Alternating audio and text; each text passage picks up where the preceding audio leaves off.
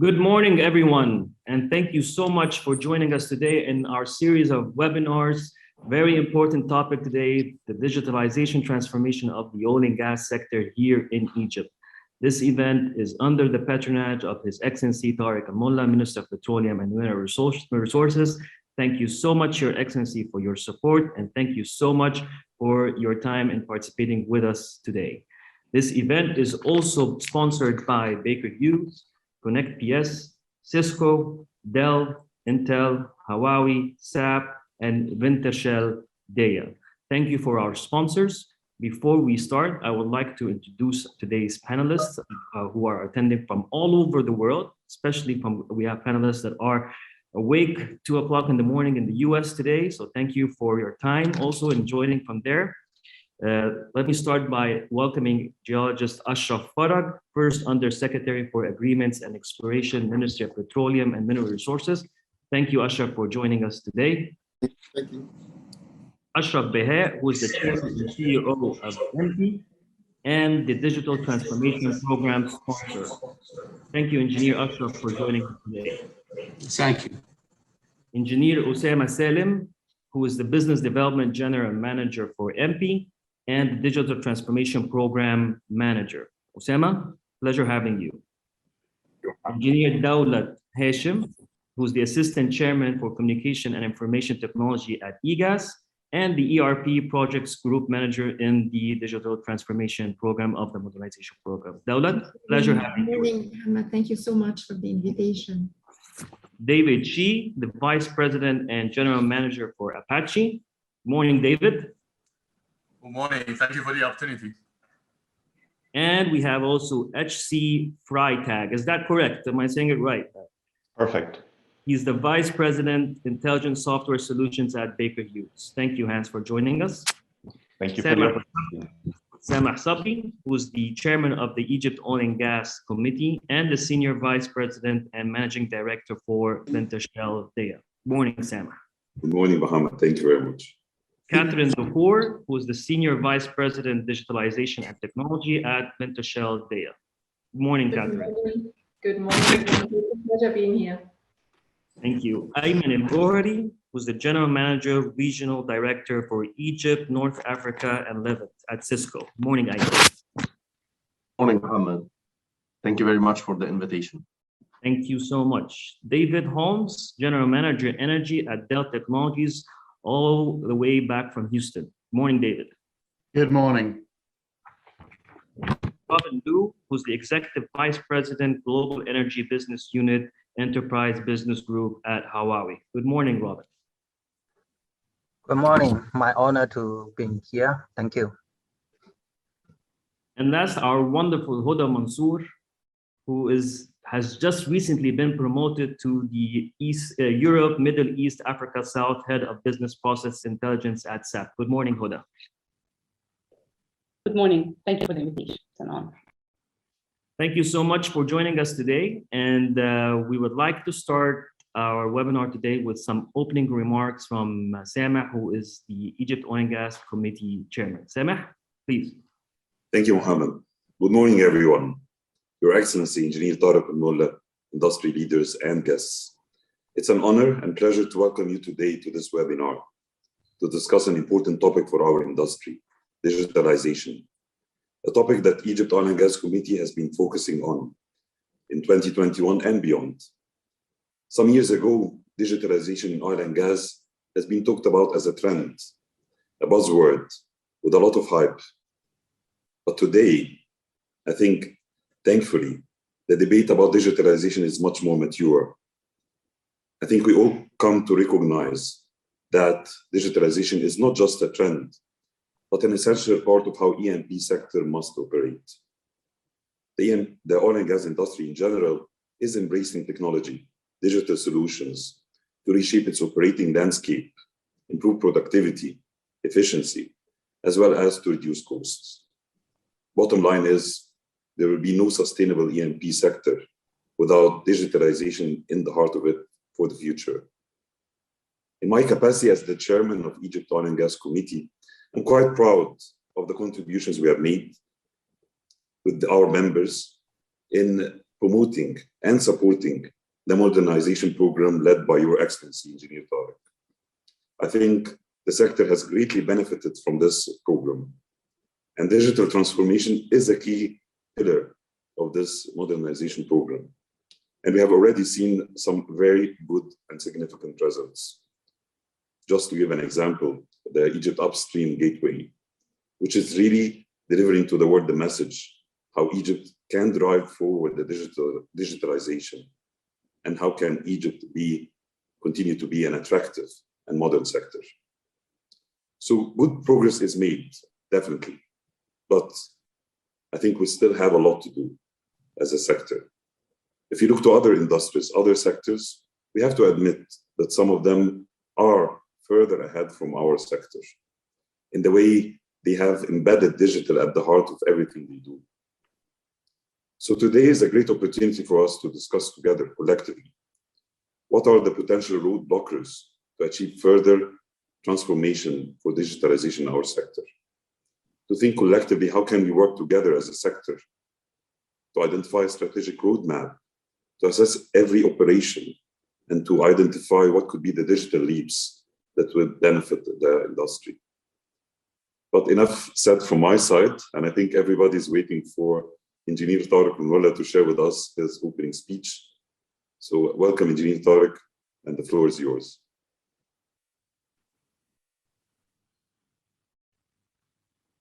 We're all ears, Your Excellency. Thank you. So, good morning, everyone. Actually, before I start to read my written speech, I would like just to express my happiness really to be here today, seeing all of you together with me, having this important webinar with Egypt Oil and Gas, organized by Mohammed, and perhaps the committee chaired by Sameh. I would like really to thank you very much, because if I see you all together, assembled here together, talking about this specific topic, among other topics that we have discussed earlier through different webinars, this is just to demonstrate your commitment to Egypt. And this is really what pleases me and what makes me very proud and gives me really the enthusiasm and the confidence that we are in the right track and that we are really going to do our best in order to have all together best results for the benefit of Egypt and of your companies as well. So definitely discussing such a topic today, this important transformation period, is really of a good idea of having such webinar. So thank you once again being there. I'm really happy to see all of you all together with me in this important session. Thank you. So let me start by saying that I have to thank Egypt Oil and Gas once again for the efforts bringing us together and for tackling such important topic, as I said. So digitalization, especially during this unprecedented times that required rapid migration to digital technology. So the year 2020 saw the world turn upside down. The pandemic has massively accelerated the trend towards digitalization. Today, with an extensive percentage of the workforce working remotely, the employees' experience of digital technology has gone from optional to the only way work gets done. The pandemic also had an immense effect on the global energy market while demand is increasing. A key enabler to combat the COVID-19 crisis in the energy sector was digitalization, which helped improve the safety, productivity, and sustainability of our energy systems. Data and how we manage and use it is the key differentiator for success. From using data and analytics to improving business decision making, to harnessing tools that support and harmonize operational processes. The Egyptian oil and gas sector has been a pioneer in operating digitally for the past 60 years. That is demonstrated in the different technologies widely deployed across Egypt's oil and gas fields and companies. In 2016, we dedicated a whole program in our modernization strategy for digitalizing the oil and gas sector in order to be more efficient, achieve optimal performance, and full monitoring and control over the whole value chain to take well-informed decisions. Over 70 digital transformation projects were initiated, and various success stories were achieved through the value chain. In the upstream domain, we launched, like what Sameh has mentioned, we launched the industry's first digital upstream platform. That is the Egypt Upstream Gateway, EUG, which is a giant step in digitalization of upstream business. The EUG is a world-class national E&P data repository that preserves legacy data, manages the active data, and promotes investment opportunities through international bid rounds to accelerate E&P activities. In the midstream activities, we established the National Advanced Transmission and Automation Center, NATA. It underwent an upgrading project in 2020 to replace the existing SCADA system with highly sophisticated integrated system that enables high control of gas transmission and distribution and analysis for failure or leakage via an advanced package of software applications. Currently, we are working on implementing the same project over crude oil and petroleum products to ensure control over them through the Egyptian Petroleum Pipeline Company. We implemented several enterprise resource planning ERP projects to automate and optimize workflow and to enable formulation of well-informed decisions. Perhaps that's why we have with us also Modern, whom we are very proud to use and to implement the SAP as well. Thank you, Excellency. Thank you. EGPC and holding companies have full operating ERP systems, as well as most of our affiliates across the value chain, in addition to all refineries.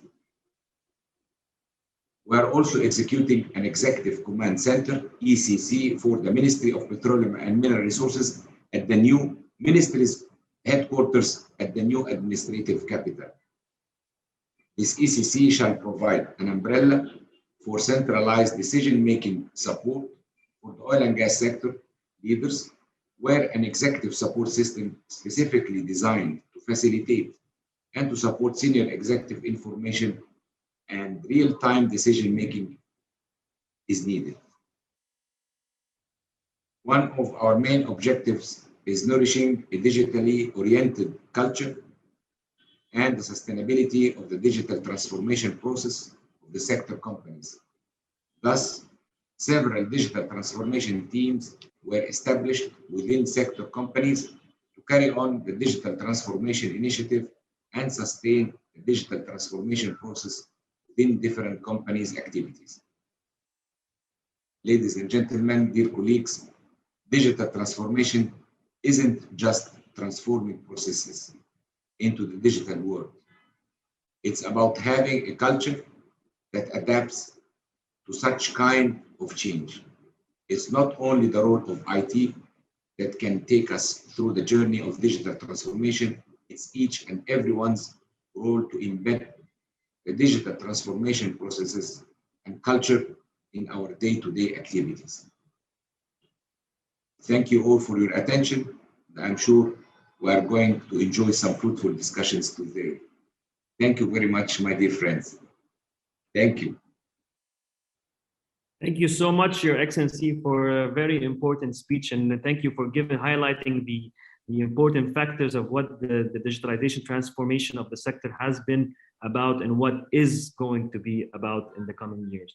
And congratulations to you and to all the team on the launch of one of the most important platforms, the Egypt Upstream Gateway this year, which was a huge transition, I believe, in the upstream sector. Thank you very much, Your Excellency.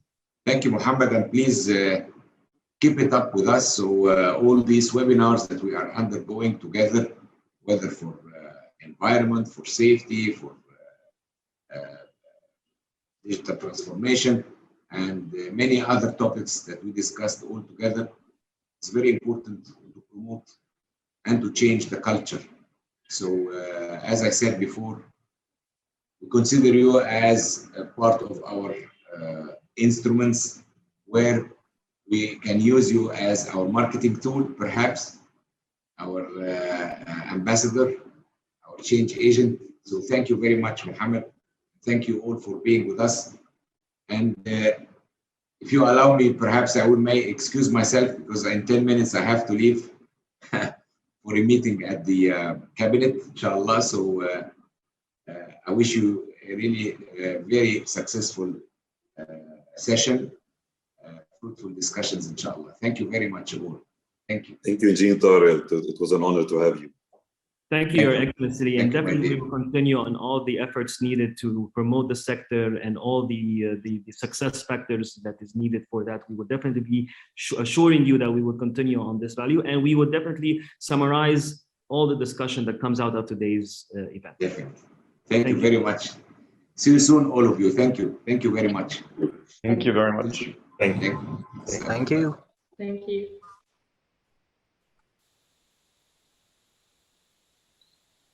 Okay, we are ready to start our panel discussion today, which it was a great introduction from His Excellency about the important factor of digitalization with the combination of great expertise with us today.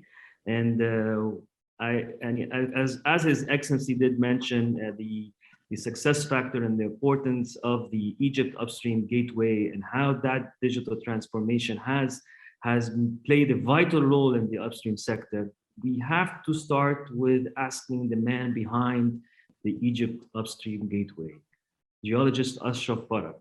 First of all, congratulations on the launch of the Upstream Gateway. It was a huge success. You've put tremendous effort.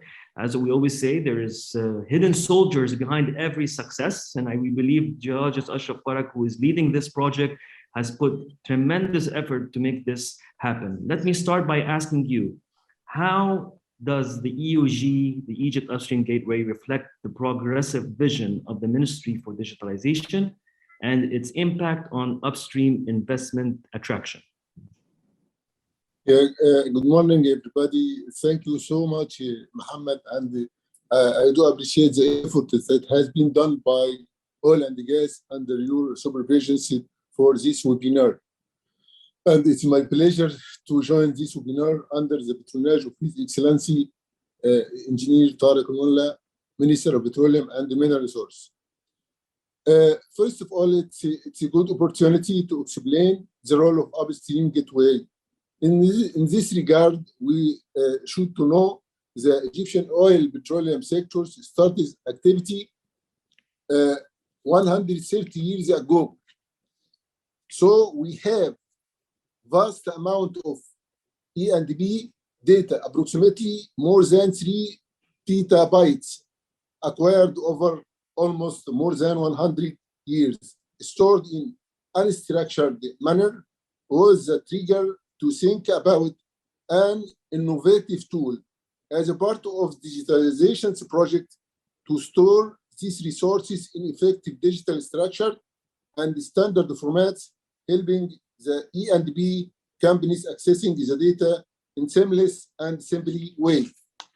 It's not just an ordinary repository center for technical data, but it's a highly sophisticated upstream platform aiming to add value to the data, and it's the first precedent to have this type of gateway in oil business, and it's becoming a role model in many countries. This gateway will help the technical team driving the value from this data by carrying out regional G&G studies that will support our vision to plan the upcoming bid rounds and attracting new investment based on solid basis. Thank you.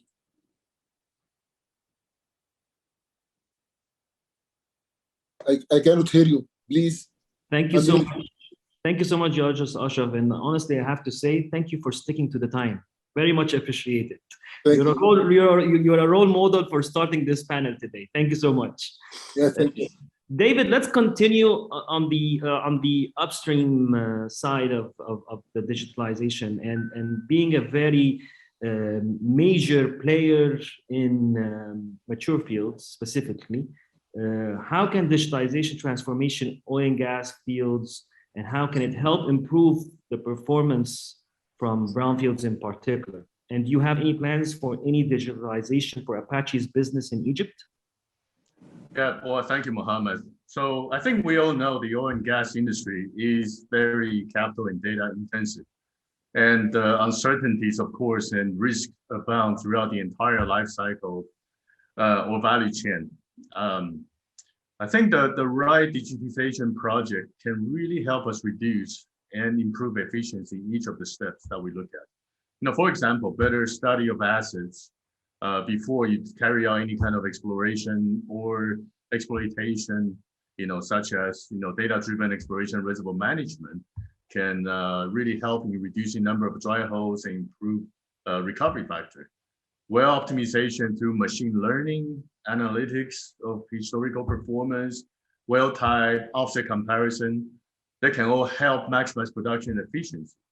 Of course, we all know real-time data can enable timely production performance analysis so that we can identify opportunities for production enhancement interventions and also timely troubleshooting when we actually have issues arise. You will, of course, minimize downtime and improve safety and environmental risks, particularly in aging wells and facilities with better ability to monitor and control remotely these key assets.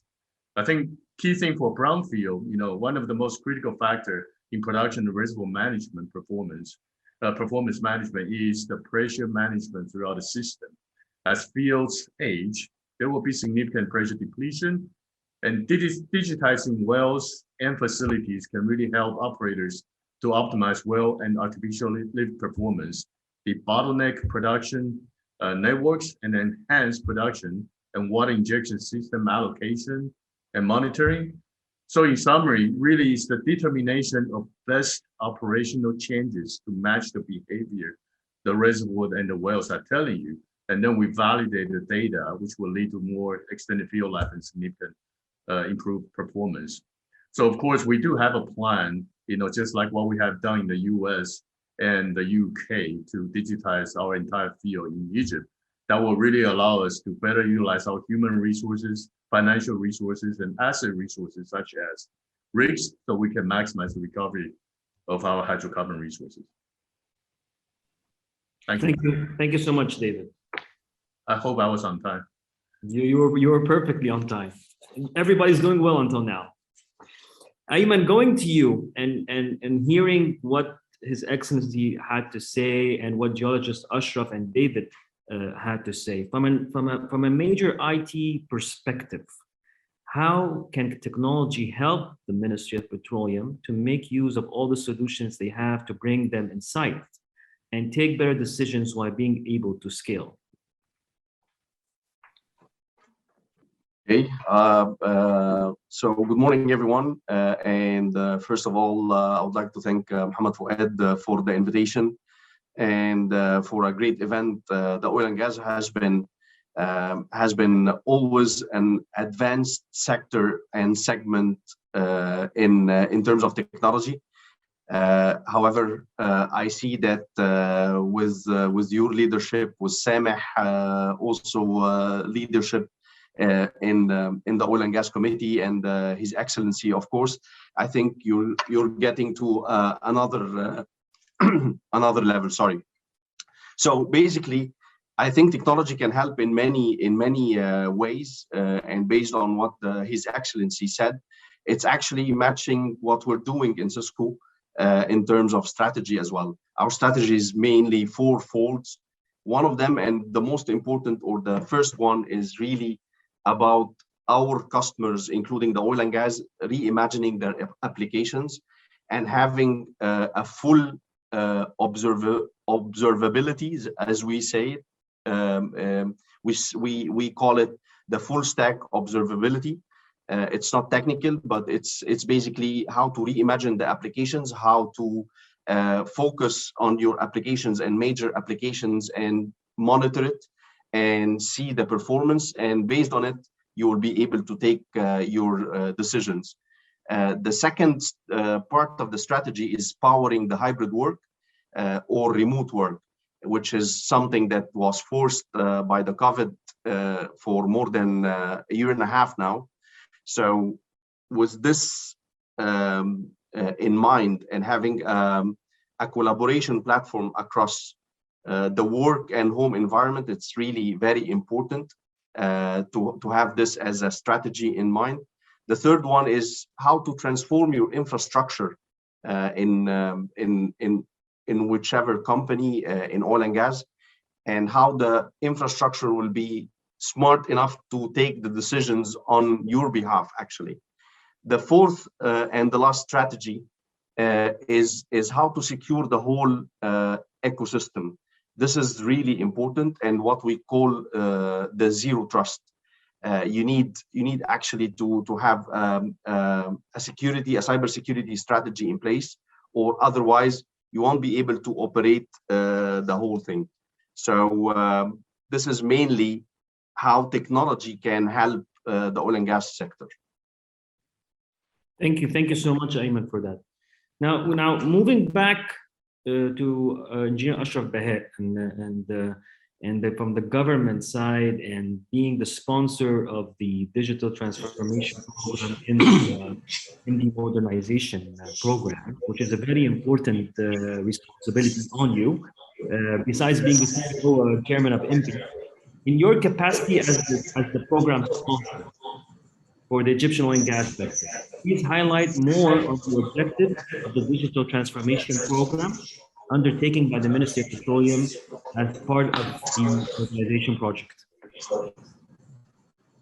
Good morning, everyone. First of all, I would like to thank Engineer Mohammed Fouad for your kind invitation about this webinar and for this very important topic, digital transformation and digitalization. All of us know how frustrating it can be when we don't have the information we need at the time we needed them. This is a problem, and everyone knows this problem. This is the main objective of Program 7, to create a digital transformation strategy and an execution plan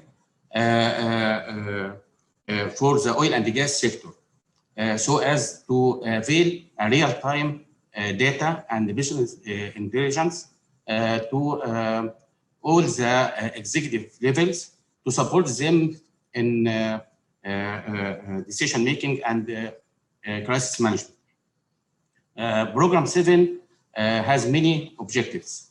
One of them is to link EGPC and the holding companies and their affiliated companies under a unified network. Then it mandates it to upgrade and integrating all of existing operational technology systems with information technologies across all the activities for oil and gas and the petrochemical process, while assuring the information security and confidentiality. To achieve this integration, we built a set of digital transformation projects and set out within all the company sector to realize this objective vision. This project will follow, as we know, digital transformation standards and guidelines. These guidelines especially prepared for this program to ensure the required degree of integration, this integration. Finally, there is a very important thing, and we believe that it's a crucial success factor for our program, change management. So it's very important to highlight and stress on human capital objective.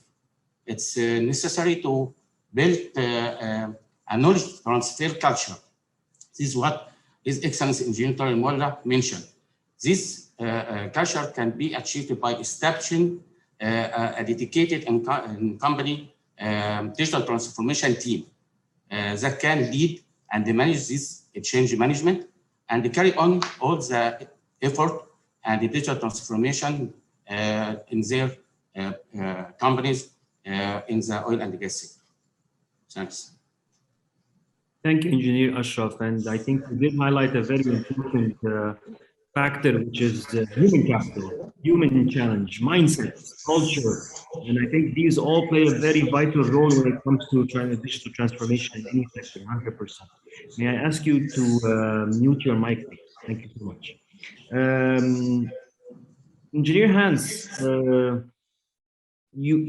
hearing all what has been said, and the amount of efforts that is being put in place in the modernization initiative, in Egypt's modernization initiative, especially in the oil and gas sector.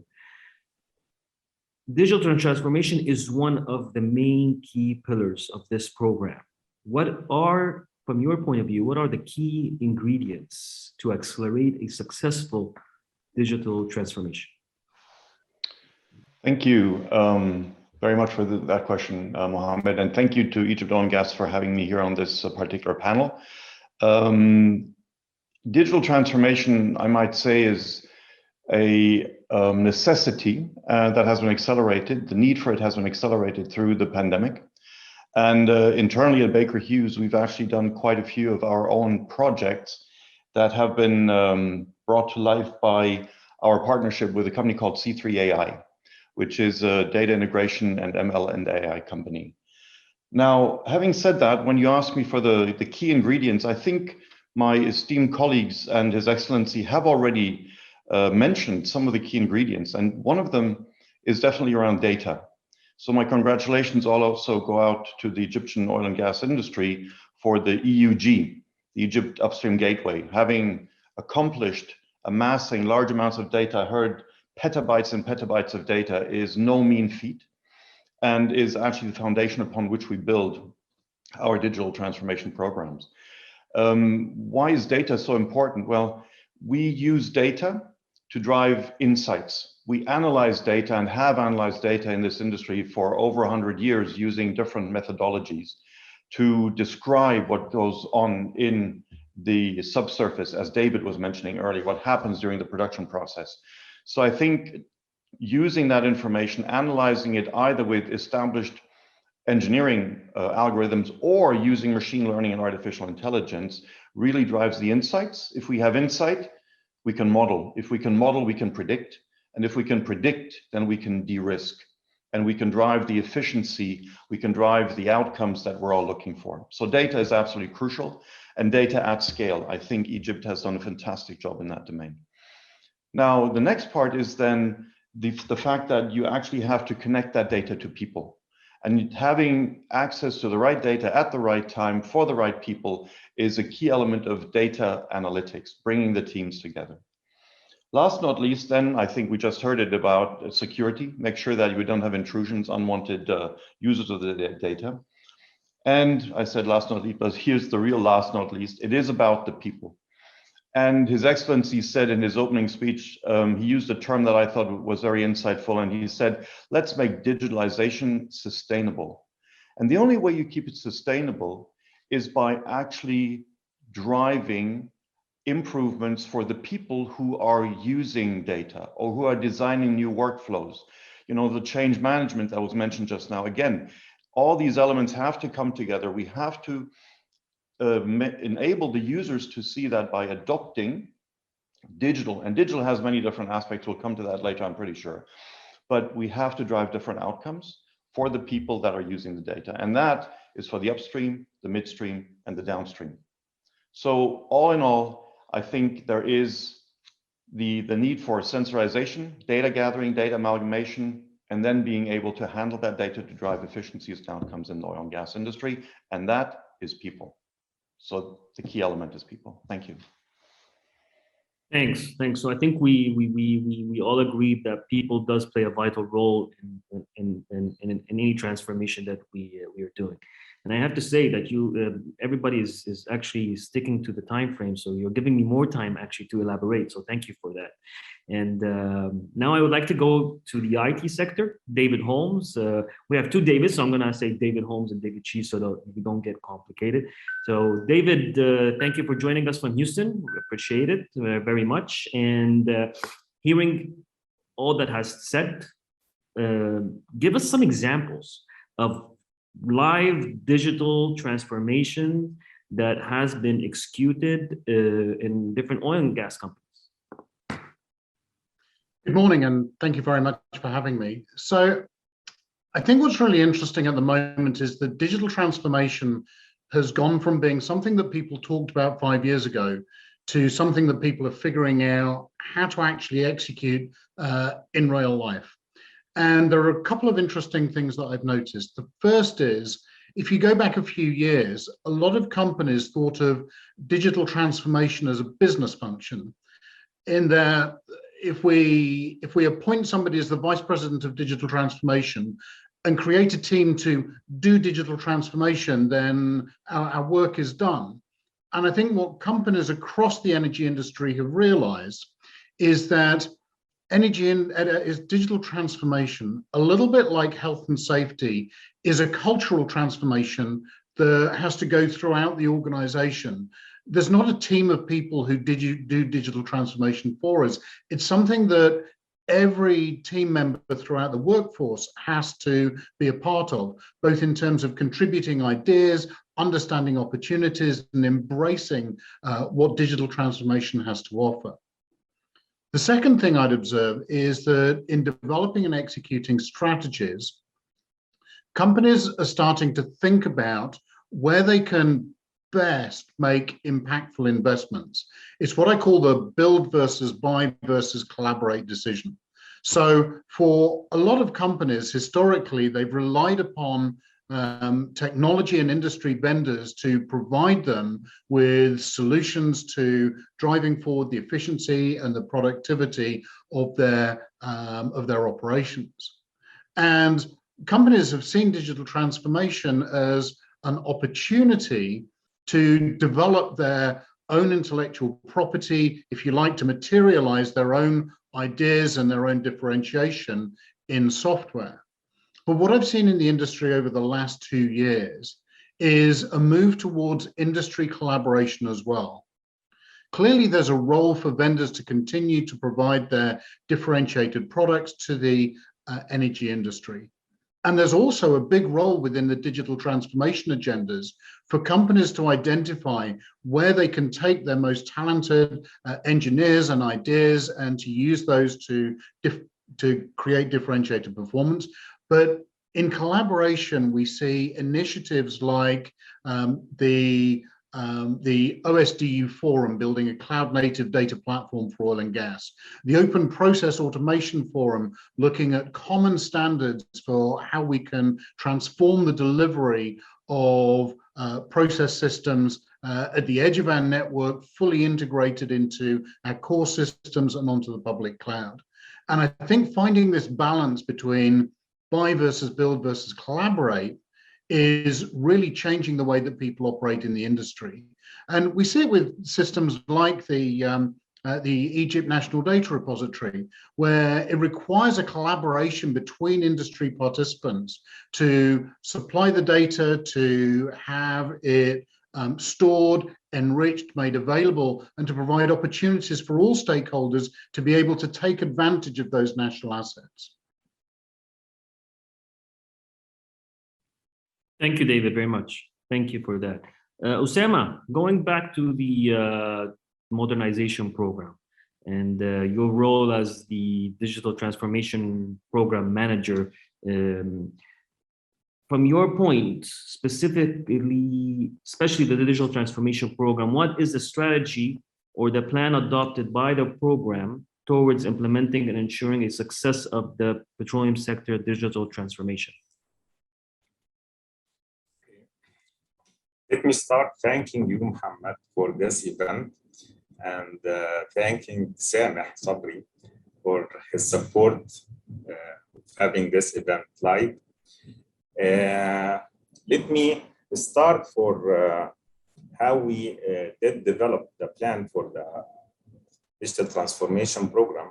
By methodology, we followed to set that plan.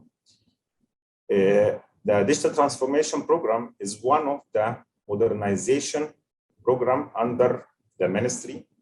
And we sat together with the realization office to set the goals for this program. As Engineer Ashraf Baha listed these goals. So we started to set the goals. We shared the goals with the IOCs and technology provider, as well as companies all over the sector, the upstream, the midstream, and the downstream, for guarantee the value chain. And then the next step, we try to get the as-is status, what is exactly installed and we have in our sector, and then verifying the gaps between what we want to reach and the target model that we are dreaming to reach with the actual status in the sector. Then from that gap, we will plan for several projects. It will be running in parallel. This is the methodology that we followed to develop our plan. However, our plan consists of 3 running parallel tracks. The first one is the verification track. The verification track is to verify the technologies. The second verification is to verify the status on ground, what we have in the companies, and verifying the gaps to the model we dreamed about in downstream, midstream, and upstream. The second track, it is planning track for the projects, and the third track is the implementation for the planned projects we decided. I will go back to the verification track because it consists of having workshop with technology provider to get the latest technology in each area for digital transformation. And by having these meetings with technology providers, we updated our vendor list across the whole sector to get the correct technologies from the correct vendors. And then from that knowledge we gained, we developed a minimum guidelines that will guarantee the sustainability with all companies, because these guidelines will be like shared with all companies that will be followed in future for any implementation and consistency with all projects. For verifying the as-is status, we did communicating all sector companies and started to form, as Engineer Ashraf Baha said, the digital transformation teams inside each company. We engaged all these teams with us to have the ownership for these projects, because they are the owner for these projects in each company. And from here, we started the change management, and they are updating and sharing the goals that we set at the beginning. After that, for verifying the status, we developed online assessment survey and shared with all companies. They all get answered these surveys, and we have in hand now the as-is status in different technologies. The last gap analysis we verified between the model we dreamed about for each company and the as-is status, and then we had in hand the project list that we are preparing for planning to execute. The planning track is just You have 10 having the seconds, best Osama. scoping with vendor. Okay. Planning track, we have the project list, scoping, budgeting with IOCs, with vendor as well. Thank you, Mohammed. Thank you so much, Osama. Can you hear me? Yes. Can you hear me? Can you all hear Thank me you. well? Okay, good. So going to our second question. Samah, being an IOC, especially working in the oil and gas sector specifically, you know that there is always a benefit of contributing to the efforts of the digitalization, actually contributing to any efforts of the sector.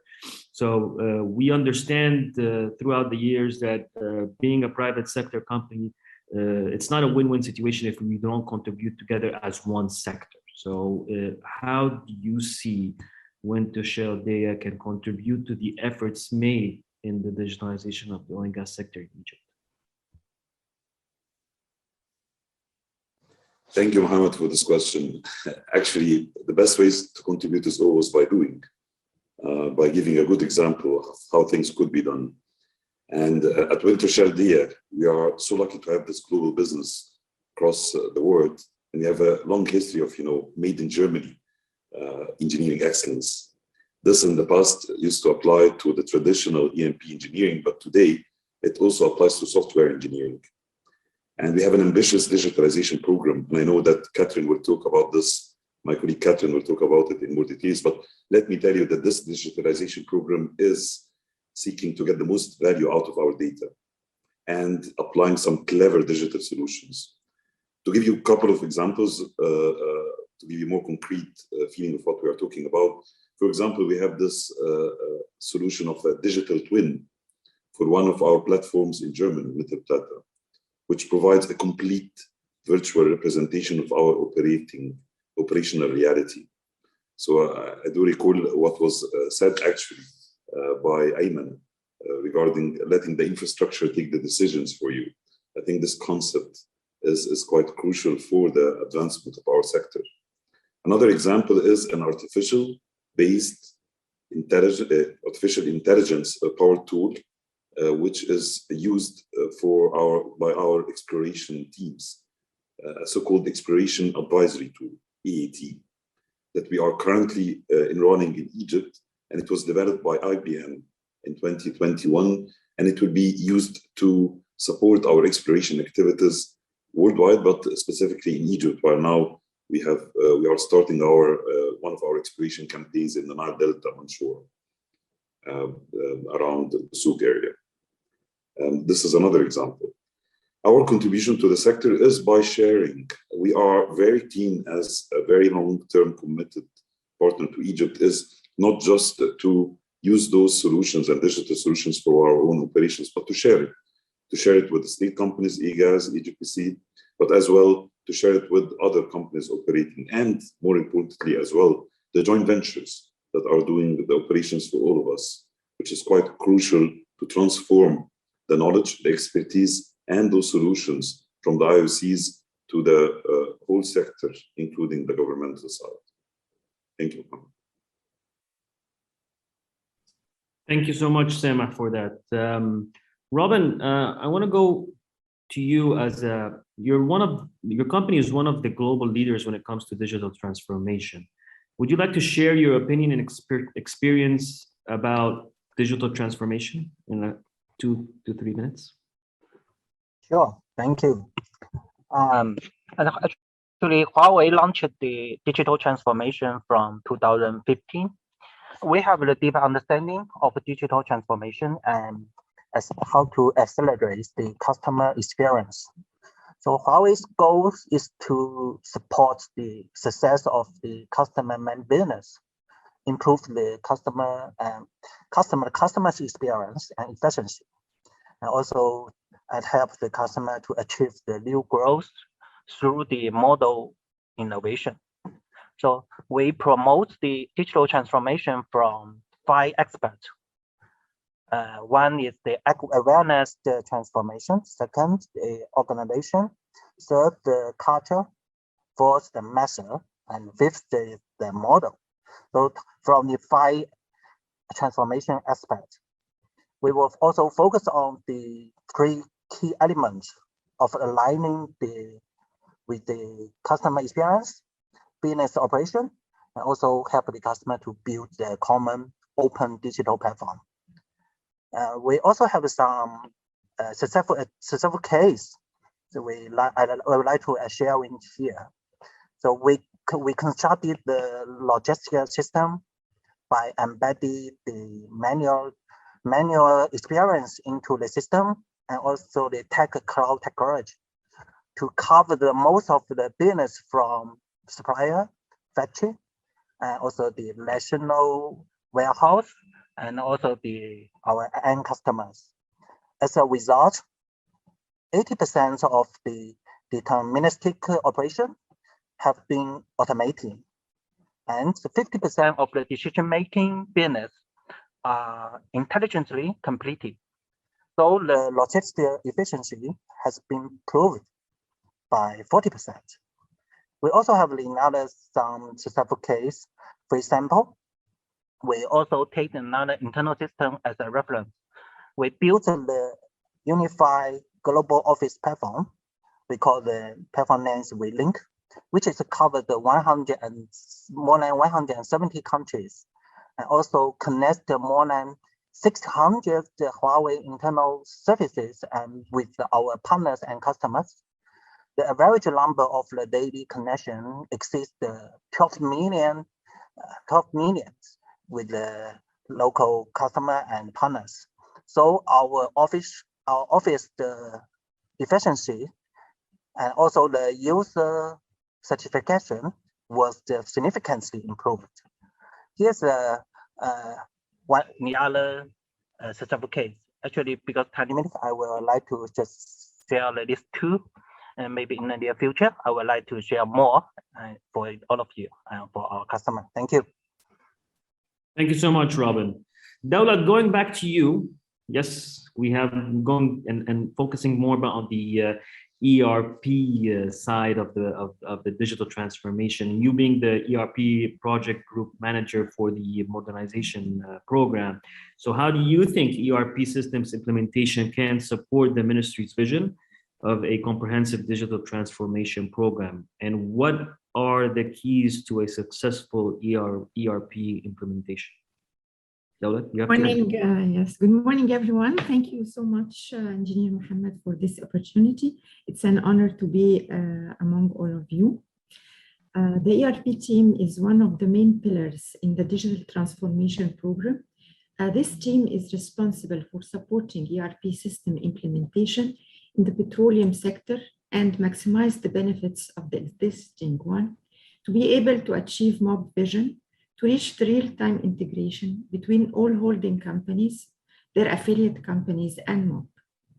The goal is to have one reliable master data repository across all the sector, leading to real-time analysis and reporting system that helps in faster response time in the decision-making.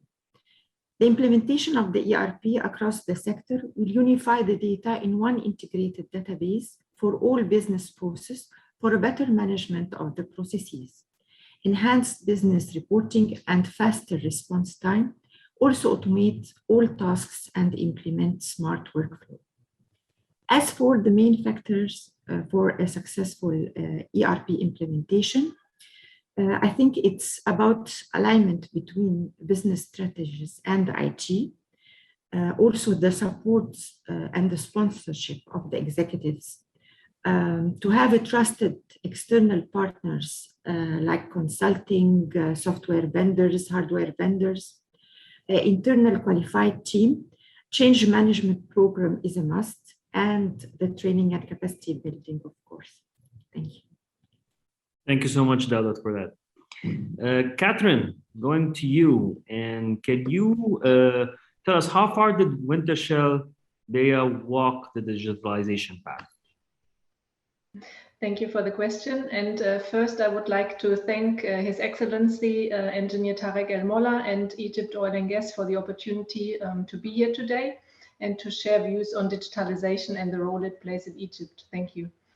Coming to your question, Mohammed, I would like to highlight three elements. The first one is data, the second, our digital solutions, and the third element are our people. So I think it's in line with what other panel participants have already outlined.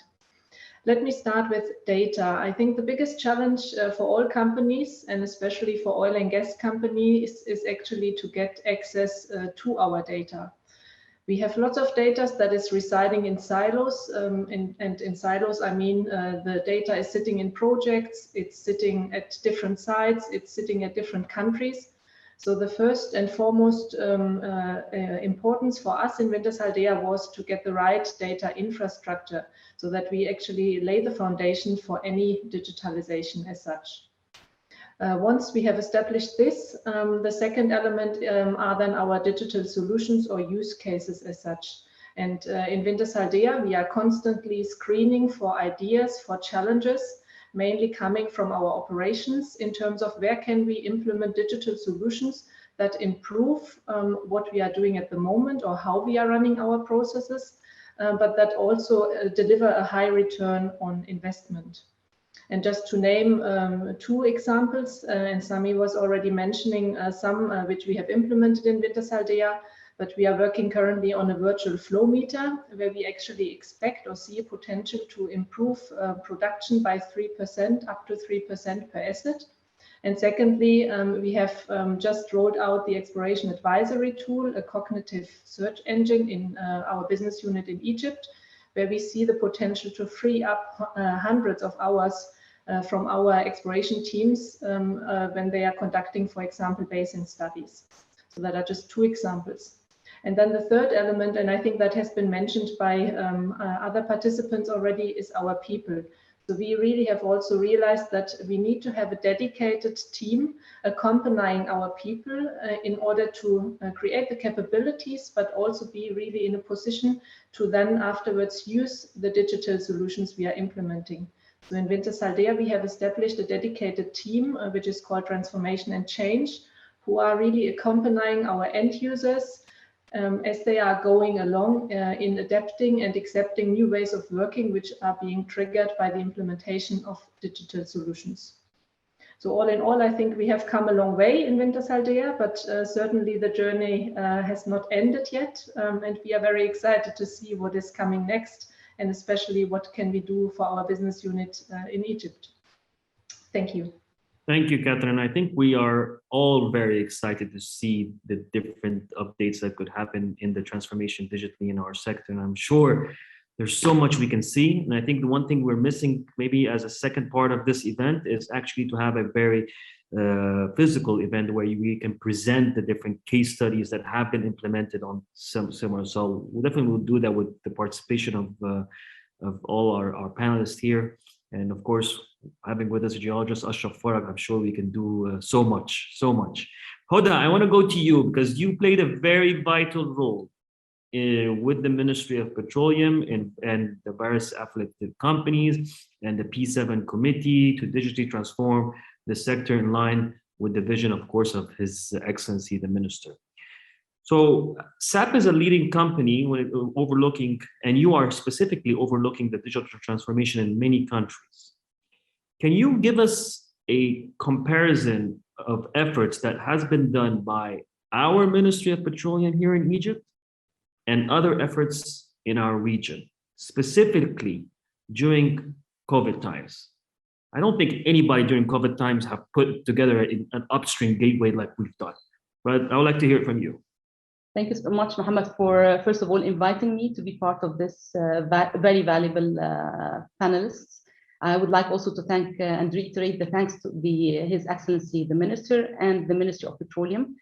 Also, I would like to thank the audience who are on the call today, who have been very active with questions. So thank you very much for giving me an opportunity to be here and to present SAP. If I were to compare the pace, the vision, the resilience, and I think before even we started the session, we were talking about the resilience that we have witnessed in Egypt in running the transformation program within the Ministry of Petroleum. I would say that it was second to none. And I'm again, I'm very, not because I'm Egyptian, or not because I've been working with the Ministry of Petroleum or if it's affiliated company, but the reality of the matter, starting from His Excellency, the Minister, starting from the P7 committee, every single person, the chairman of the different companies, everyone was really keen to adopt and implement the vision and to show value. So the consistency that I've seen, talking to different chairmen, even over the period of the last few months, everyone was running. They feel that they are in a race. They feel that they want to go and present their also participation and their contribution to the vision of digital transformation. I believe that there have been several points that have been raised from various people in the panel here today, talking about being change agents, talking about the culture, investment in people, because whenever we have a digital transformation, it's not an easy ride. It's a difficult basically exercise. The exercise would have to have commitment from the top, and it would have also to have the commitment of the people who would be running the exercise. And I've seen that in several ways. I've seen it when we're talking to EGPC, unparalleled commitment, MP, EGAS, GASCO, Petrojac. I don't want to be calling names here in this session, but the reality of the matter that each and every person who have been involved within the digital transformation, whether from the ministry or from the companies, have been clear that they want to add value to their teams, to their business, to the country by running those programs. If I compare that to other countries in our region, Egypt was very well ahead. And I was very honored to see complete digital transformation exercises supported by the P7 committee running completely virtually at a specific time in the COVID. So we did not stop. On the contrary, people were very open to use the resources to run and to complete their efforts to achieve the aspired results. Thank you so much. Thank you so much, Hoda. You gave us a real life example of what we are able to achieve and what we have achieved. And I think going back to the Egypt Upstream Gateway and which has been tremendously achieved mostly through the COVID period, which was a very challenging time to launch such a very comprehensive, detailed gateway as the Upstream. I want to go back to Georges Ashraf Farag and ask him, how do you see the Egypt Upstream Gateway helps the international oil companies in a coronavirus environment, particularly with the launching of the first digital bid round? Okay, Mohammed, it's a very important question. Let us starting by saying that modernization team under supervision of His Excellency Engineer Tariq Al-Mullah had a foresighting visions when we started this project long before COVID-19 crisis. Within Egyptian petroleum sector modernization project that was initiated 5 years ago, we planned the Upstream Gateway project, where nobody was forecasting an outbreak such as the coronavirus who affected all business sectors worldwide. We were fortunate to succeed using the virtually communication to largely promote 2021 bid round through the Upstream Gateway during the pandemic, in addition to several technical sessions for newcomers to invest in Egypt. Today, EUG has full working primary digital center.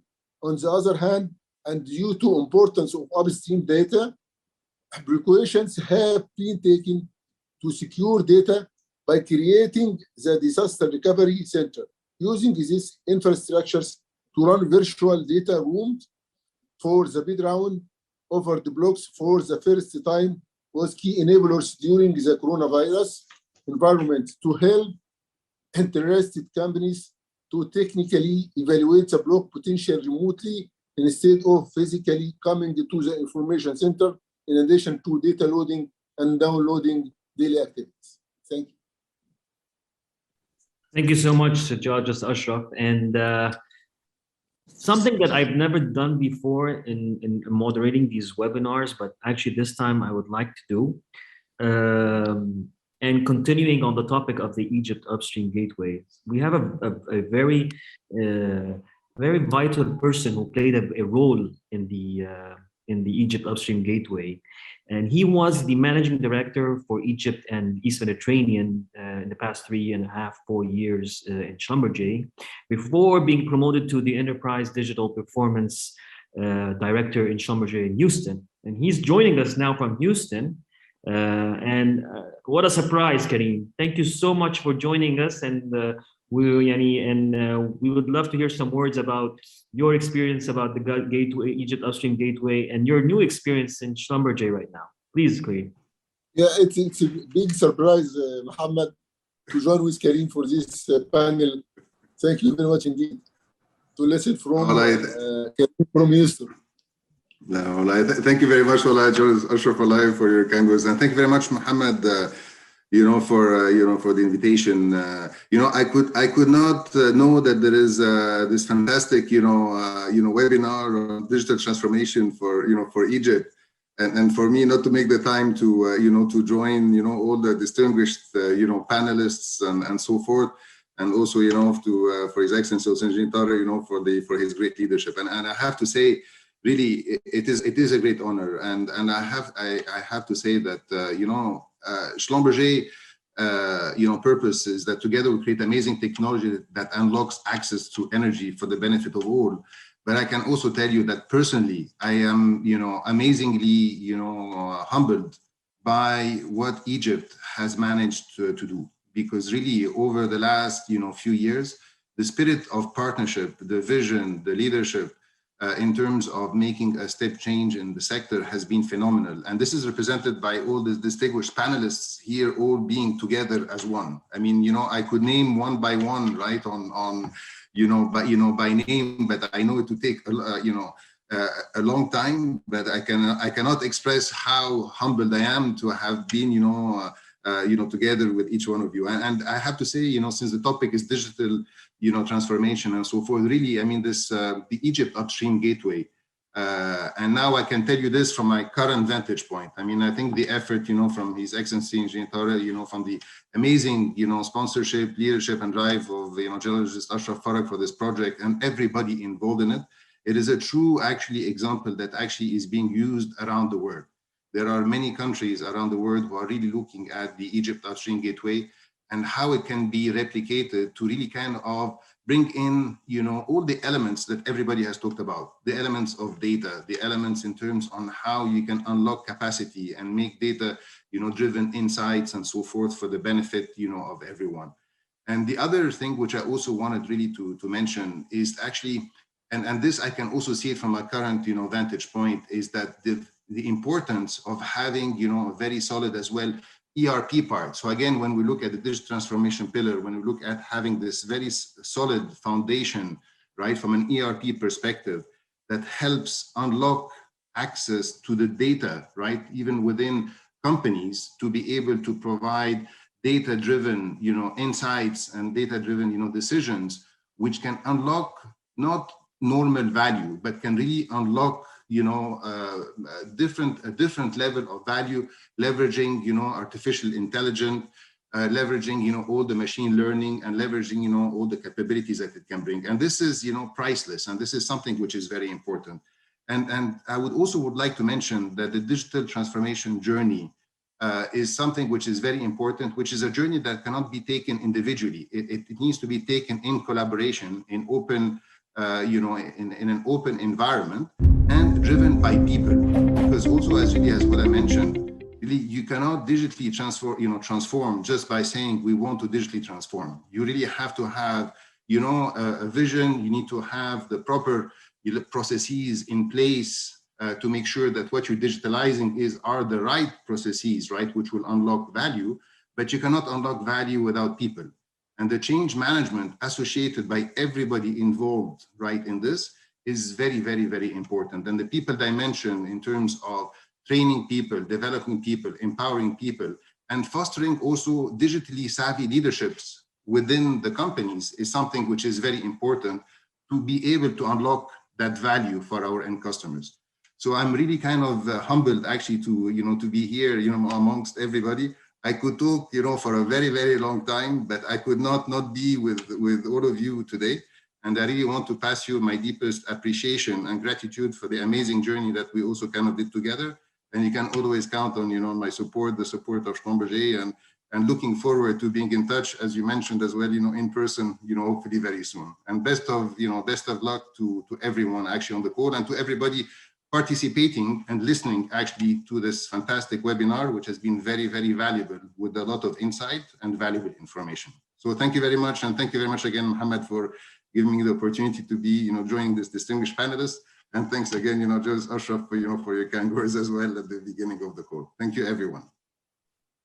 Thank you, Karim, very much. And thank you for actually participating with us today. And we miss you in Egypt, definitely. And hopefully we will see you definitely very soon physically. And before going on to our next question, I would really like to ask everybody who's attending today's event to, if you have not visited the Egypt Upstream Gateway, now is your chance. Go on to the website and log in there and have a look at all that has been presented. It is really a masterpiece that you all have to look into. David G, going back to the IOC perspective, and everybody's talking about digitalization. So what are the key benefits of investing in digitalization? And what is the urgency of doing so, since everyone is talking about it? Well, thank you, Mohammed. I guess, the panel really has discussed really many aspects of why this will be beneficial for the industry. I think directly, it can really lead to more efficient decision-making, of course, and operations, which of course will result in lower cost per barrel and higher return on investment, which is critical in today's world. It can also help, of course, ensure safer operations and giving us better environmental awareness, tracking and monitoring potential leaks on your facilities, so you can react quickly. Those are all important. But I also think indirectly, it's also important to point out that it can enable capacity building for the workforce of the future, and really to promote a more innovative mindset and culture. We just talked about people believe, before the pandemic, people don't believe that we can move that quickly to a digitized world. So I think that can really help promote reforms, going forward. Just people now believe what's impossible, it wasn't impossible. And, as we are aware, we talk about this, we are data intensive, capital intensive, and full of uncertainty and risks as an industry. So getting the right data to the right people in the shortest time is critical in improving decision quality, which will lead to better economic performance. And we also talk about the efficiency of deploying the right resources at the right time for the biggest bang for the buck. I'm not going to dwell on that anymore.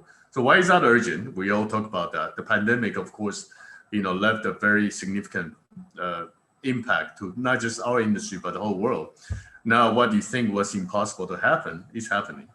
So we got to prepare for that, especially as an industry that provides essential energy to power the world, to provide the key ingredients for modern society. We have to be ready to handle, doesn't matter if it's a disaster, like the pandemic or a big winter storm that shut down the entire state of Texas. We got to be ready, to work remotely, to continue our operation, because it's critical.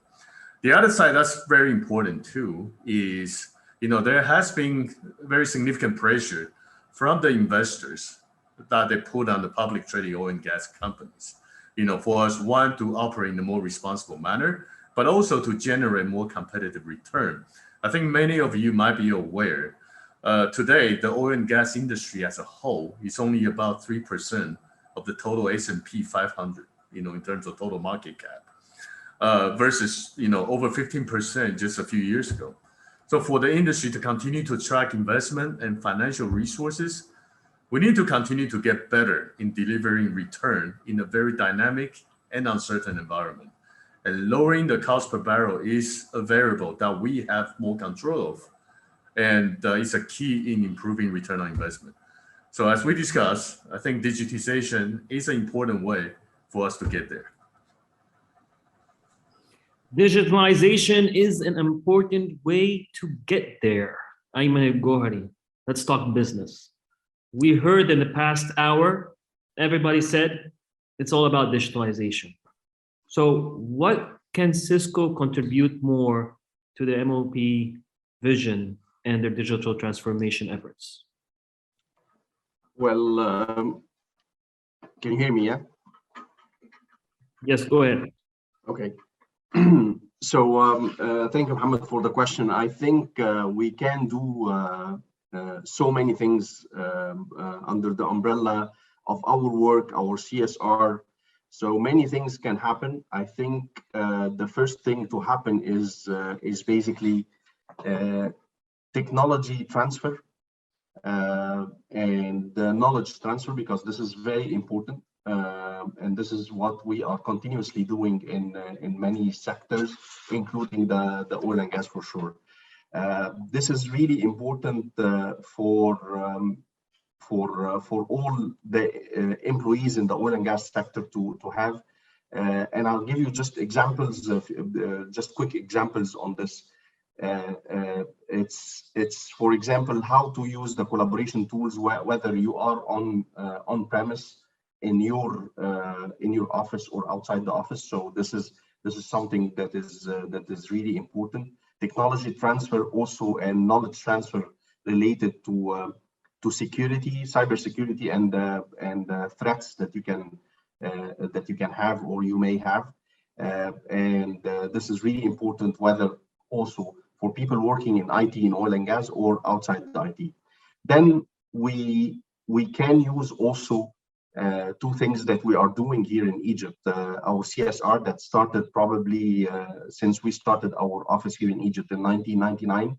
We have graduated and trained more than 185,000 people to date, and we actually can build academies inside the oil and gas sector with the companies and with the Ministry of Petroleum to train people. It's not only on Cisco technologies. We have generic programs related to coding, programming, basic IT skills, IT maintenance, computer maintenance. So many things that we are, it's a programmatic thing. And this is our CSR and our giving back to the community that we have been doing. We have also another investment that we have started since our chairman and CEO came here to Egypt and met with President Sisi in 2018, in December 2018, which is related to country digital acceleration. So we are doing lots of programs with the different ministries and different sectors to accelerate the digital transformation. And by this, we are doing some pilots, we are doing some platforms to facilitate things. We're doing this with partners of ours, such as Connect PS, that is also one of the people sponsoring this event. Collaboration platforms that can be built across the sector also can help. And the last thing I would say is, again, it's kind of leadership and knowledge transfer related to the sustainability. Cisco has actually announced a few weeks back that we will be carbon neutral by 2025, and are committing to net zero emissions by 2040. So such leadership in this industry and can help the oil and gas sector that is advanced, I know, in this area, but also can help other sectors as well. Thank you, Ayman. Lots of business solutions and ideas there on the table for the modernization program sponsors and members. Take advantage. I put some notes down for myself, and I think I'll be calling Ayman to do some business after this webinar, so I'm sure you will too. And going back to the government, but Engineer Ashraf Bahat, we have all the IT experts with us right here, and when it comes to digital transformation, definitely we have some main challenges. And one of the main challenges that I'm sure you're facing is the design a comprehensive digital transformation solution. So Can you elaborate more on that challenge and how you overcame it, or what is there that needs to be done? Thanks, Mohammed, for your question. Indeed, the main aim while structure Program 7 was to develop a comprehensive digital transformation strategy for the Egyptian oil and gas sector here in Egypt. And also to avoid falling into, let's call, random acts of digitalization. Some scattered and random digital solution address some urgent business problem in some organization. So it's our aim to develop a holistic and comprehensive strategy. So when we structure Program 7, we built it on 5 main pillars. These 5 main pillars are command center, field development, ERB, IT infrastructure, and data analytics. The first pillar is command center. This command center, it aims to establish an executive command center for Ministry of Petroleum and Mineral Resources. Also to establish operational command center in EGPC and holding company. All of these command center shall provide an umbrella for centralization of decision-making support to oil and gas leader and the visualization the oil and gas value chain. This is the first pillar. And the second pillar is field development pillar will serve on-ground digital development required to realize the value chain at the command center level through a top-down approach. The third pillar, ERB, and of course, no need to any introduction of ERB, but currently the ERB system are being deployed in our companies in the sector and into this ERB to provide a comprehensive visibility of companies' core business proceeds, and also to feed automatically the business intelligence in the executive and operational command center with the data needed for all the levels. The first one, IT infrastructure pillar, shall provide the support for the massive, such massive transformation, including the latest state of art technology, like data center, private clouds, cybersecurity, and other advanced technologies. The last one is data analytics. Now we have a huge amount of information in hand.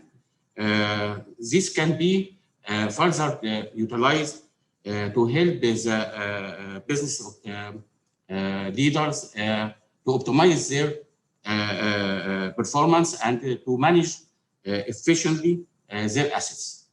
These 5 pillars we called as digital transformation pyramid. This is what we call, and we are confident of realizing the minister vision about the comprehensive strategy. Thanks, Mohammed. Thank you so much, Engineer Ashraf. Hans, going to you and focusing more on also what we've been discussing with David Shea a while ago. And it's a very important topic for Egypt. Engineer Ashraf, I would appreciate muting the mic. And it's a very important topic for Egypt specifically, as conventional oil fields are nearing maturity, especially in Egypt. Market players have long shifted their focus towards maximizing the commercial viability of existing mature fields. Where do you see the impact of digitalization on production performance in mature fields or brownfields? Well, thanks very much for that question, and I'm very happy to, respond or to address some of the items that were already mentioned by David, but also by Sameh and Katrin, in terms of understanding your fields better.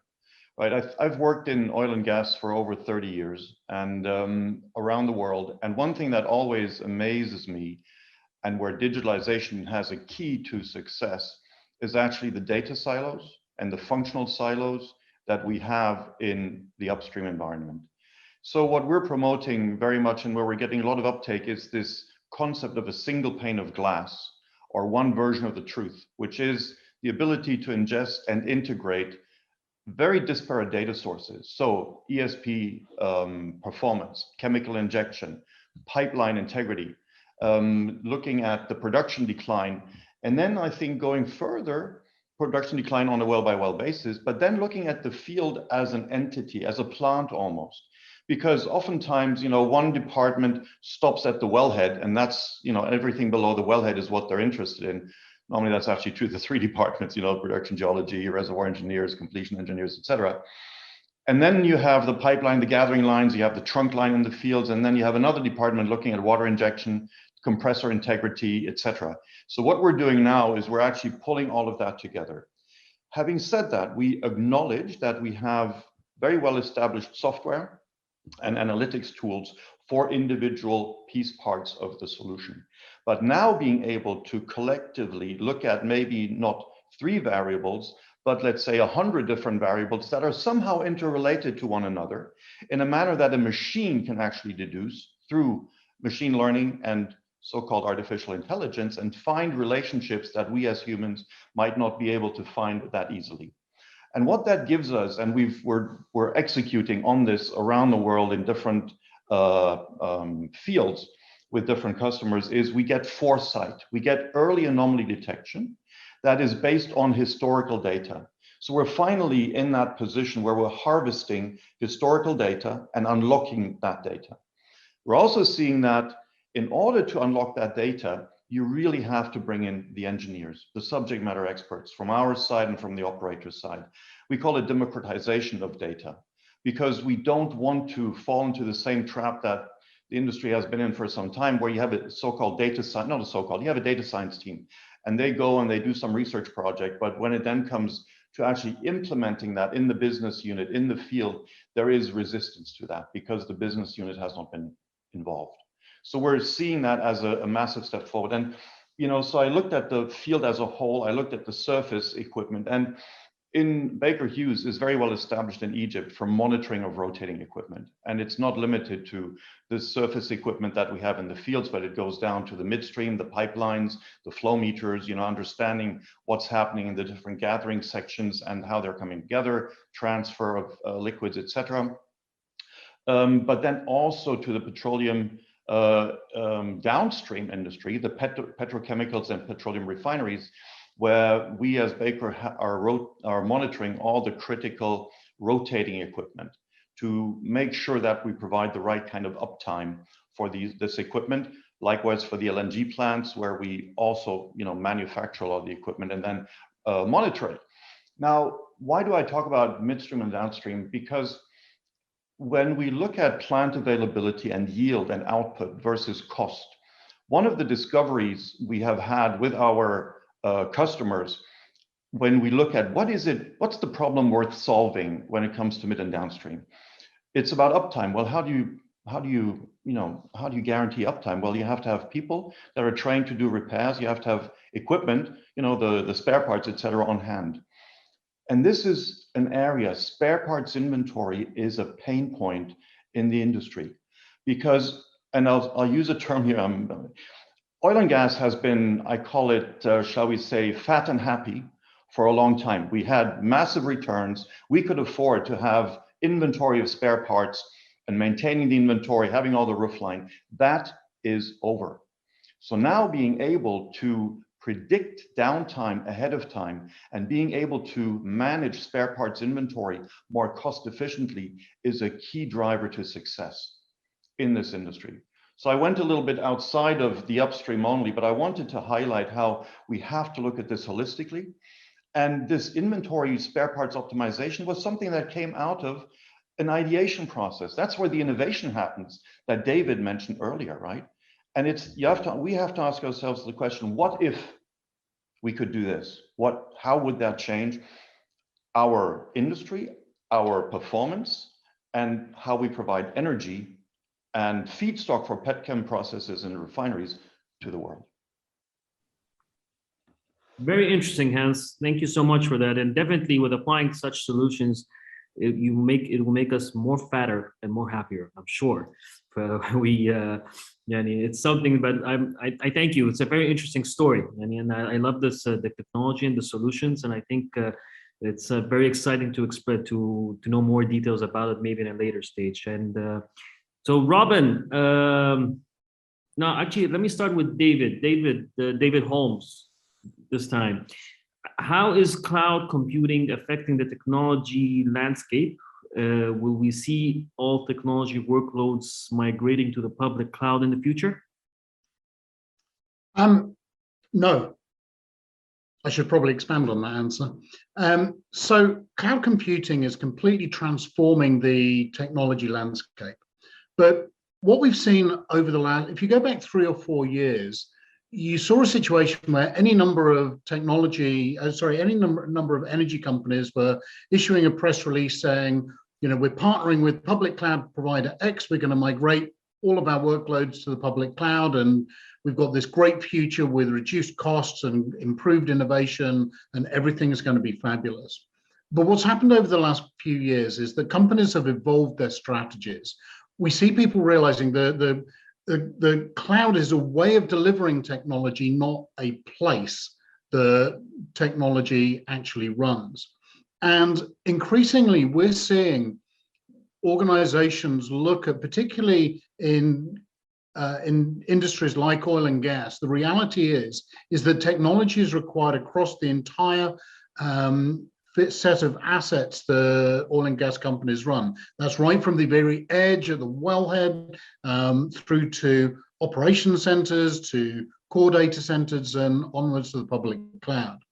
And what we see is companies looking at how they can really benefit from some of the capabilities that cloud computing brings. So we see those same techniques around the deployment of workloads, the management of data deployed from the right to the very edge of people's networks. And in particular, there are a huge number of use cases in digital transformation where very low latency is required to automate the decision-making process out in the edge of the oil field. And so the ability to think, HC talked about this idea of thinking holistically and bringing people together, and this is exactly right. This idea that we can deploy workloads and analyze data consistently wherever it's located and understand how to deploy workloads based on the right technical and economic considerations to be able to maximize the utility of that information and to be able to optimize the decision-making process and ultimately to enhance efficiency, production, and health and safety. Thank you, David, so much. Catherine, I want to go to you and continuing on, maybe it's in a different approach, but what HC was talking about. Can you also tell us about the exploration advisory tool and the role artificial intelligence plays in Wintershall Dea? Thank you, Mohammed. Yes, the exploration advisory tool, I would say, is actually a great example of how artificial intelligence can support our people in decision making. And as I was saying earlier, the exploration advisory tool is a cognitive search engine for unstructured data, which we have developed in cooperation with IBM. And to explain what it does, maybe just imagine you are working in exploration. You are actually conducting a basin study, or you are evaluating if you want to enter a new country. What most of our team members actually do, they spend quite a lot of time on finding data and then obviously analyzing the data. And this data is sitting in different sources. It can be in presentations, it can be in reports, it can be in graphics. And the exploration advisory tool actually helps to make this hidden information visible to our teams. But it is not a search engine which is just working based on a keyword search. It really applies artificial intelligence and actually acts and thinks as a geologist. So it really understands geological concepts such as formations, reservoir, and then it extracts this information from all sources. In our case of the exploration advisory tool, it makes information available from 10,000 of files. So that means, in essence, actually our teams are spending significantly less amount of time in finding data and can actually really focus on tasks where they can add most of the value. So therefore, this is, I think, a great example for how artificial intelligence actually can support us in making sometimes better decisions and especially making decisions faster. And as Sami was saying, exploration advisory tool, we have firstly now deployed it to our business unit in Egypt. We are collecting user feedback because, like we also heard this morning several times, it is very important to listen to the end user and take this into account when you develop digital solutions. And then we will actually scale this solution across our business, so across the globe. So thank you. Thank you, Catherine, very much. Robin, going to you, the global pandemic situation accelerates digital transformation as we've seen in the past year and a half, 2 years now. How can Hawaii practice in the oil and gas industry help MOP, Ministry of Petroleum of Egypt, accelerate its digitalization progress? Thank you. Great question, Guy. Actually, Huawei served the more than 20 top the oil and gas company globally, such as the Aramco, Edilock, and Gazprom, etc. And also some of the Chinese oil and gas companies like the CNPC. Right? We have the rich experience in oil and gas industry, especially in the upstream field, I mean the E&P. What's more, we are assisting our customer in digital transformation during the during the current global pandemic period. Let's take the CNPC Daqing oil field as an example. The existing reservoir exploration information system in Daqing oil field was outdated and had a low computer performance.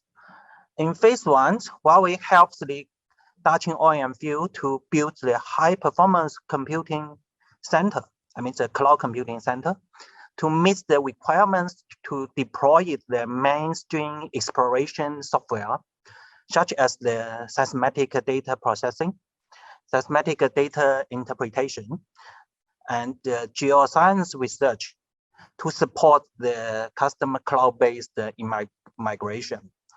So in the phase 2, the Daqing oil field plans to deploy the reservoir numerical simulation service platform based on Huawei AI and big data platform.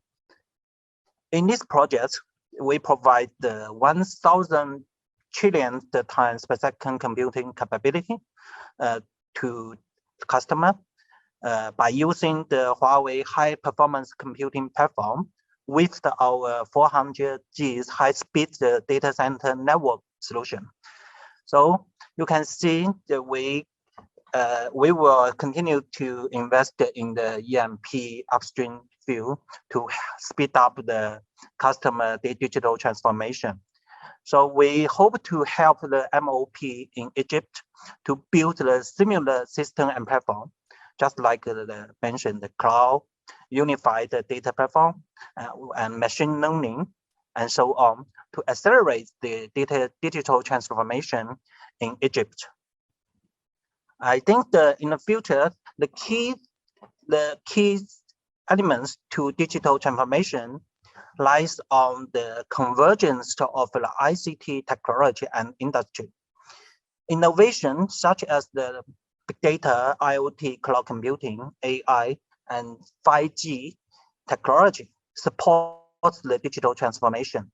Just like the P7 project targets in MOP modernization. So all those technology enabled to set up the unified platform to integrate the multiple production systems, improve the data value. And by analyzing learning the large amount of the data, the security of the processes is analyzed in real time, and the risk warning in real time also is realized. And let's talk about the middle stint. Like the Huawei also provides the intelligent pipeline solution, including the ICT infrastructure, and also some of the scenario-based solution. For example, the fiber vibration monitoring solution use the AI to analyze the pipeline institution risk and also provide the alarmed information to reduce the security accidents to improve the operation efficiency. In addition, we also provide the integrate the power side and also intelligence video solution system to have the real-time monitoring in the high consequence areas to reduce the difficulty of the manual inspection. So you may see innovative new ICT technology will reshape the oil and gas industry rapidly, while we hope to work with our global and local partners to provide the digital transformation capability and experience for our Egypt customer, especially oil and gas customer, to achieve the greater business success together. Thank you. Yeah. Thank you so much, Robin. Continuing on the importance of technology, Engineer Ashraf Bahe, and understanding the digital transformation strategy. So how does the digital transformation strategy adapt to the constantly emerging technologies? So how are you going to create that adaptation? You have all the technology players with you on one table right now, so we need to know more. Thank you, Mohammed. That's a really good question. All of us know that technology world is ever changing and evolving. So to have an agile strategy to cope with these changes, we in B7 working to adapt two directions. The first one is to always be acquainted of and familiar with the latest proven technology in the field of digitalization. This be achieved by building and maintaining a partnership with world-class technology providers and engage them on the projects in our sector in Egypt. Also, through conducting meetings and workshops to always be aware of the latest technology in this field. I believe this is, as Osama mentioned, happened in P7 through many agreements and meetings and MOUs established during the past period between Program 7 and world-class technology providers. And this can be added also to a long history of partnership and success factors between the Egyptian petroleum sector and the technology providers working in Egypt, which have been always the philosophy of His Excellency Engineer Tariq El-Molla. The second direction, as we mentioned before, we have to build a professional human capacity to be able to adapt and to use this new technology. And they have to exert more effort to achieve this new technology and to apply and adapt this. As we mentioned, that already established in company digital transformation team. This team have been established within several now with several sector companies to ensure the sustainability of the digital transformation process and lead the digital transformation journey of the oil and gas sector in Egypt. Thanks.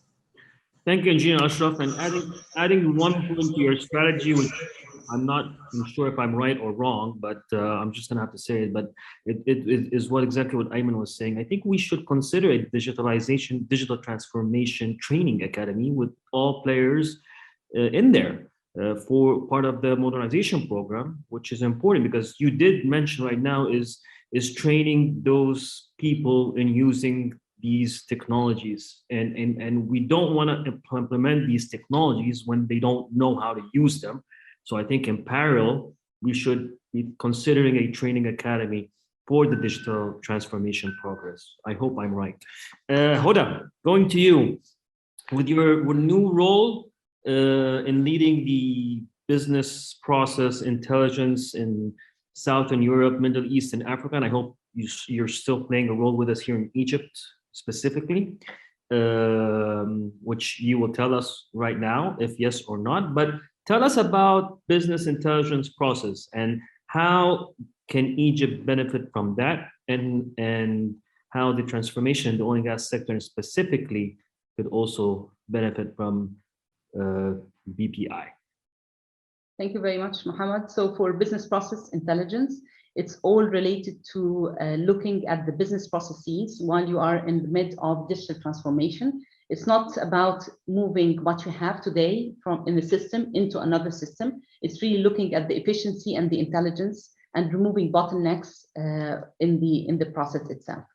Whether I would be responsible for Egypt or not, absolutely, I'm responsible for Egypt, and I will be always affiliated to Egypt. I was super happy to see Karim Badawi joining us despite his new role. So I think everyone who worked in Egypt, worked in this sector specifically, will always be affiliated to lend a supporting hand and in fact, have a key contribution to the success of the sector. This is a sector that we're all proud of. There is a lot to be done when it comes to business process intelligence, looking to the efficiency, simulating and benchmarking where we are today versus industry leaders in other companies or in other even sectors that are related to this process. Thank you. Thank you so much, Hoda. Geologist Ashraf, going back to the fantastic journey of the Egypt Upstream Gateway, can you tell us what is coming next? What is the future of Egypt Upstream Gateway? What should we be expecting? Yeah, in this regard, the Upstream Gateway has gone through main phases over the last 2 years. Site preparation phase, build-up phase, data population phase, and currently the operation phase. The short-term goal is to fully mature the platform from data and functionally perspectives with clear global promotion goals. The long term is to make Upstream Gateway as a separate entity, a key tool for Egyptian petroleum sector, helping and supporting the exploration and production activity in Egypt. Thank you. Excellent. Thank you so much, Geologist Ashraf. Very much. We appreciate it. Sameh. Yeah. Virtually having an event, you have to keep on looking at the screen to try to find that person you want to talk to. I think that is one disadvantage, but it does in a way have its own advantages. Sameh, how far do you think the digital transformation to change the competitive dynamics in a sector like the Egyptian oil and gas industry? Yeah, I mean, it's a very important question, Mohammed. I really like the expression used by Hans Christian. Yes, our industry have been fat and happy for a very long time, and we cannot afford it. As said by David G, we are all under pressure to provide higher returns, more competitive returns. When we look to the Egyptian oil and gas sector, we have to admit that we are facing a number of challenges. One of them is brownfields. We have declining oil production, we have aging facilities that requires a lot of effort to maintain the asset integrity and also to improve its performance and to arrest the decline and go into an increase.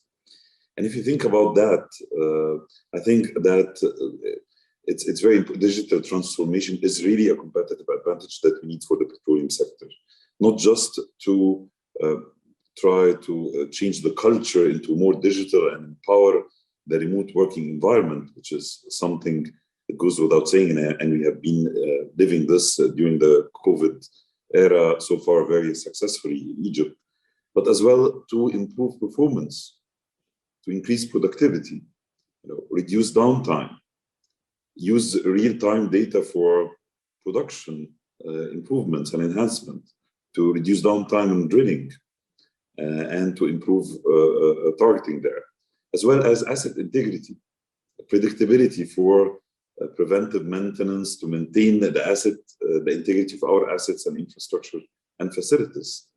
Not only, by the way, to reduce downtime and increase production, but to have a better and improved safety and environmental management, which is quite crucial, especially when it comes to the locations where we operate in Egypt. One example is the Gulf of Suez, very few kilometers away from all those nice touristic beaches of Egypt, where you have to make sure that the integrity is well maintained. And what's better than digital transformation to ensure that? So what I say is that it's very important that our sector to collaborate together. We are not here in a competition among IOCs to see who's doing better with energy transition. I think we can only really have energy transition in Egypt if we could collaborate, because one player being ahead is not necessarily will lead to better industry in Egypt.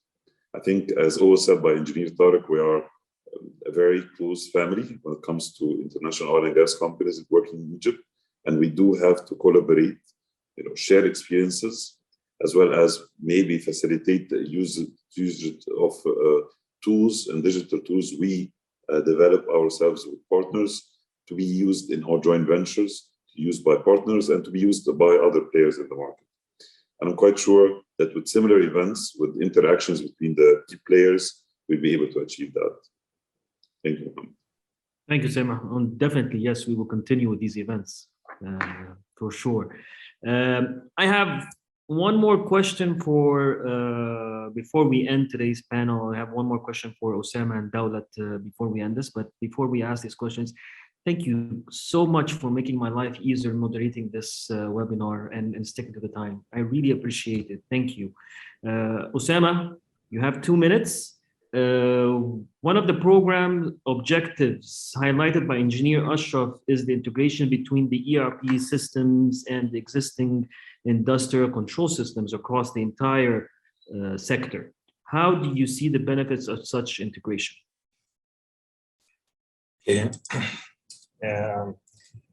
It's the integration between ERP system and the control system is like integrating the business and management with the operation and the control. You will gain empowerment for the people. You will improve the efficiency. You will do a cost saving, revenue growth. The better is to have a management supply chain, better operating model, and the employee engagement. Where it comes from the standard ISA 95. This is the layers that shall be integrated together. So we see in our program that we have for the command centers to get the real data, we shall integrate the control and the ERP systems. Thank you, Mohammed. Excellent, Osama. Thank you so much. Daulat, how does the sector adapt? Daulat, I love your name, by the way. Thank you. It's an old name. Yes, it's a very unique name. So tell us, how does the sector adapt to technology? Thank you so much for this question. And I'm really impressed by all the contribution of the audience. Such a great webinar, really. Back to your question, in line with the Egypt 2030 vision, the sector embarked on a multi-phase digital transformation project with multiple key programs, which aims to implement an integrated transformative program for Egypt's oil and gas sector. The digital transformation project's main goals are sector governance and accountability, as well as supporting financial sustainability and financial balance. The main key program design principles were the data governance, adopting one platform for oil and gas sector by the ERP, to build a data repository and unify the data in one integrated database for all business processes with strict data security policy to enhance business reporting and faster response time. The second key was the change management that we all talked about, helping employees recognize and understand the need for change, raise awareness of the various challenges or problems facing the organization, and embed these changes within company culture and policy. The third key was effective technology tools and resources, such as the GIS, the Geographic Information System, which helps to connect the different pieces of the puzzle by adding the location aspect to the data to enable advanced mapping and analytics, increase operation effectiveness through enhanced awareness and rich location intelligence, focusing on building the geographic foundation within the different companies, either in upstream, downstream, transmission or distribution, help to optimize the operation, increase the governance, and improve the health and safety of the people, and increase the integrity of the assets, thus reducing overall costs. Thank you. Thank you so much, Daulat, and thank you so much to all our panelists today. Thank you all for a very informative discussion. Thank you for your insights, for your expertise, for presenting your technologies, for the strategies, and for the different success stories. EUG, the Egyptian Upstream Gateway. Thank you, Geologist Ashraf Farag, so much. Thank you to our sponsors, Baker Hughes, Connect PS, Cisco, Dell, Intel, Huawei, SAP, and Wintershall Daya. And as your moderator for today's session, I would like to tell you this is not the end. There is always a new start for every discussion. And I hope we gave digitalization a highlight to show the importance. And I think as our role in Egypt Oil and Gas, we need to always assure that we keep on creating the proper awareness of the importance of any topic. As we all agreed, and the one word that I think everybody talked, it's about people, culture, and mindsets in anything we do. Thank you so much, everyone, and we hope to see you next time in our coming webinar of Egypt Oil and Gas. Thank you. Mohammed, thank you once again, thank you very much. See you in Cairo. Thank you once again for oil and gas for this productive webinar. Thank you. Thank you a lot. Thank you, Geologist Ashraf. Thank you. Thank you, Your Excellency. Thank you very much. Yeah, Thanks sure. very much.